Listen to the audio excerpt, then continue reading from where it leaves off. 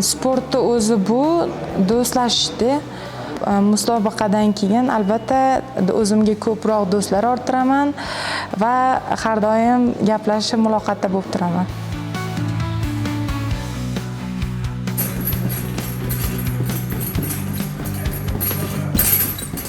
Men Hilola Sobirova. Men hozir 25 yoshdaman.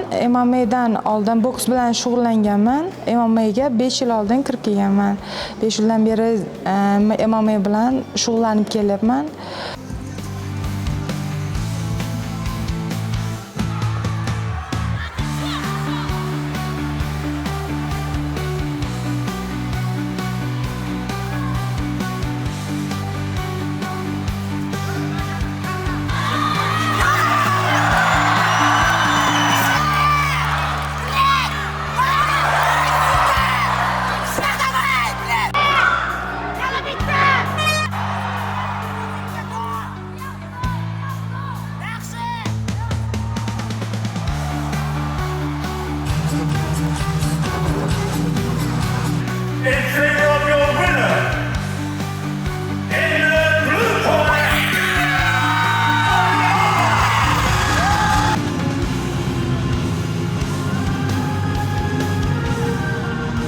Men uchun eng qiziqarli joylari yutqizayotgan, mag'lub bo'layotgan jarayonida o'zini irodasi bilan yengib ketgan jarayonlari ko'proq.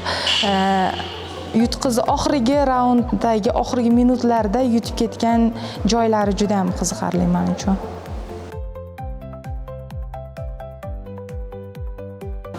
Men bu davlatga birinchi marta kelishim, bu davlatga, nafaqat bu davlatga, balki bu viloyatga ham birinchi marta kelishim. Shahari juda ham chiroyli.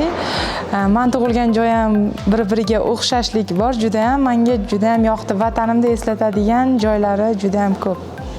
Bugun biz borgan manzara menga juda ham yoqdi. Juda ham chiroyli ekan. Bunaqa joylar meni vatanimda ham bor. Juda ham o'zimni vatanimni eslatdi. Xuddi o'zim vatanimdek his qildim o'zimni yurganimda.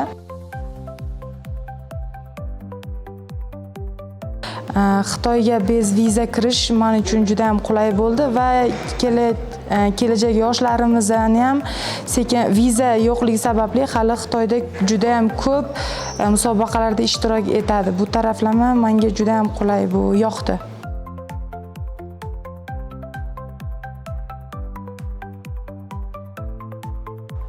Men bu davlatga kelishimda bunaqa joyga kelib jang qilishimni bilmagandim. Menga juda ham atmosfera juda ham chiroyliligi har taraflama yoqdi. Noto'g'ri o'ylagan ekanman. Katta organizator va katta muhit, hamma har taraflama juda ham katta ekan. Kelajakda ham zo'r musobaqaga aylanib ketadi degan umiddaman.